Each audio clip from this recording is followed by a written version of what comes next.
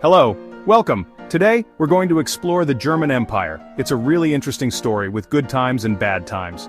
Our story starts in 1871. Imagine a big, fancy room full of important people.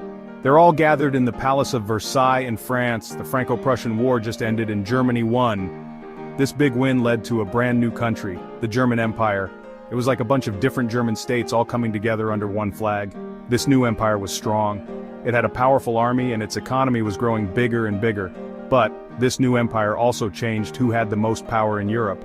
Some old enemies were still enemies and some new problems started. It was like planting seeds that would grow into future fights. The most important person in this new empire was Otto von Bismarck. He was a very clever politician. People called him the Iron Chancellor because he was so strong and determined. Bismarck was the one who brought all the German states together. He believed in realpolitik, which means practical politics. He cared more about power than about ideas. He was really good at making deals with other countries and also at planning wars to get what he wanted. He wanted to make Germany strong and important in Europe. He made friends with some countries and turned other countries against each other. His plans worked for a while, but they also created a complicated mess of friendships that would later help start World War I. The Franco-Prussian War from 1870 to 1871 was super important in German history. It was a big fight between two powerful countries, France and Prussia. The war started because of an argument about who should be the king of Spain. Bismarck saw this as a chance to unite the German states even more and make France weaker. The Prussian army was better trained and had better weapons, so they won. France felt ashamed, and the war ended with the Treaty of Frankfurt. This war changed things a lot. Germany took over the areas of Alsace-Lorraine, and that made France really angry. Even more important, it made Germans feel united and proud. This victory helped create the German Empire. With Bismarck in charge, the German Empire grew very quickly.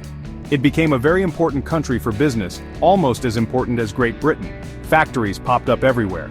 Germany was great at making steel, coal, and chemicals. Trains connected all the different parts of the country, which made it easier to do business.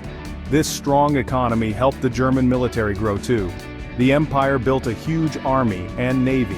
Everyone in the world knew Germany was powerful, but all this fast growth caused some problems too. Rich people got much richer, and poor people stayed poor. People working in factories had difficult jobs and bad working conditions. These problems would cause trouble later on. Section 5. The ambitions of Kaiser Wilhelm II.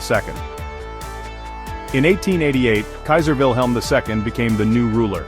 He was young and wanted to make Germany even more powerful in the world. Unlike Bismarck, Wilhelm II didn't care much about talking and making deals with other countries. He wanted a strong military. He wanted Germany to control more land in other parts of the world and have a big navy. He called his plan Weltpolitik, which means making Germany really important. This meant spending more money on the military and competing with other powerful countries, especially Great Britain. Wilhelm II's aggressive plans made other countries nervous and helped create the problems that led to World War I. Section 6. The Road to World War I. In the early 1900s, lots of problems in Europe made war seem possible. When Archduke Franz Ferdinand of Austria was killed in Sarajevo, Bosnia, on June 28, 1914, it was like lighting a match near a pile of dry leaves. Austria-Hungary, with Germany's help, gave Serbia a list of demands. All the deals Bismarck had made years before suddenly became very important. Germany, Austria-Hungary, and Italy were on one side, called the Central Powers. France, Russia, and Great Britain were on the other side, called the Triple Entente. When Austria-Hungary declared war on Serbia, everything went crazy. Germany had promised to help Austria-Hungary, so it declared war on Russia and France.